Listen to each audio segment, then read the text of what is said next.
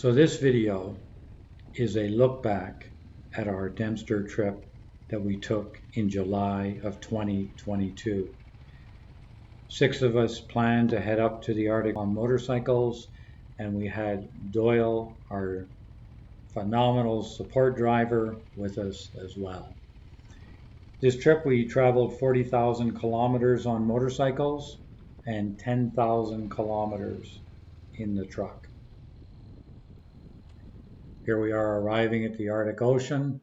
You'll see 4 riders made it: Doyle and Benelli. So this is going to be a 4-part look back: budget, packing, daily log, and team dynamics. And this one in particular is going to be budget, because not many people talk to you about what it's going to cost for you to make a trip up to Tuktoyaktuk. So at a high level, I hope there are some numbers here that you will find useful. Please feel free to ask questions or comments below, and I will try to respond.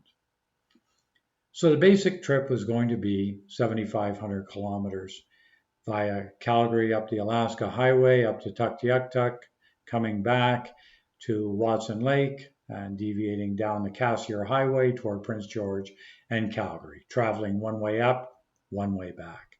So I knew that's ballpark 7,500 kilometers, and we had planned a couple of little side trips. So I ballparked the budget at 8,000 kilometers, 600 kilometers a day, and that would take us 14 days to do the trip. You can go faster, you could go slower, but this was a good number for the team. Fuel I estimated at $700 for my CB500X, which is a very economical bike to run. That would be, I get about 400 kilometers a tank when I'm loaded and 17 liters per tank. The accommodation, I figured we would spend about 5 nights in hotels at shared accommodation at $80 per person. That's 400. And the other 8 nights we'd be camping with about 3 tents per site. So that worked out to the 500. Meals, I just quickly said 14 days, $40 a day. Parts, well, I was going to carry 120 pounds on my bike, so I knew I'd wear through a set of knobby tires pretty quickly on the trip, and I would need an oil change, oil filter, and air filter. Miscellaneous, I had just at $100, which is very low. It's only 4% of the total budget of the trip, but I'd made the trip several times before, so felt pretty confident with the ballpark numbers I was putting out there for everybody. That put us at a total of $2,500 for the trip. Of course, it could be somewhat less, more likely to be a bit more, but that's what I ballparked it for everybody. Larger bikes, of course, would be more on fuel. In fact, they'd be another $500 or so on fuel with those 150 horsepower engines.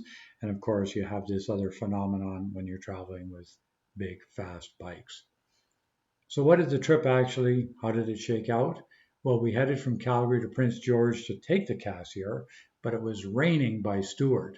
So we deviated back up to the Alaska Highway, up to 101, Fort Nelson, Watson Lake, and up. And we returned on the Cassiar, and at Prince George, we headed south and decided to come through the Gang Ranch on our return trip. So on the return, it was 8,800 kilometers. We averaged 590 a day over 15 days. The fuel was right in there at the estimated value, $750, a few more kilometers than expected. Accommodation, we only spent 3 nights in hotels and 11 nights camping. The meals were only $350, and that's because Doyle and Byron had brought a lot of food with them. My parts, I actually forgot about the chain and sprocket wear and tear, but I didn't wear out my tires as badly because the truck carried a lot of weight for me. So that stayed at the 600.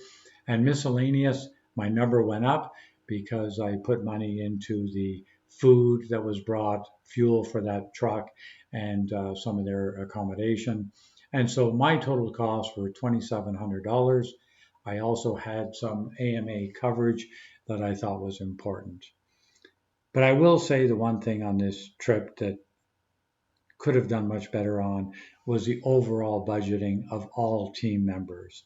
I should have wrapped my head around that a little bit better before we started the trip.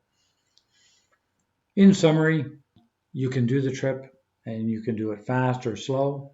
I think it'll still cost you about the same. When you go slower, you can spend more time shopping, less time at restaurants, less time in hotels, so you can bring it back down. The next three parts of the look back will be the packing, the daily log, kilometers per day, and where we stayed. And the last bit will be on team dynamics. I'll try to keep them all to about 5 minutes and hope you stick around for them. Thank you.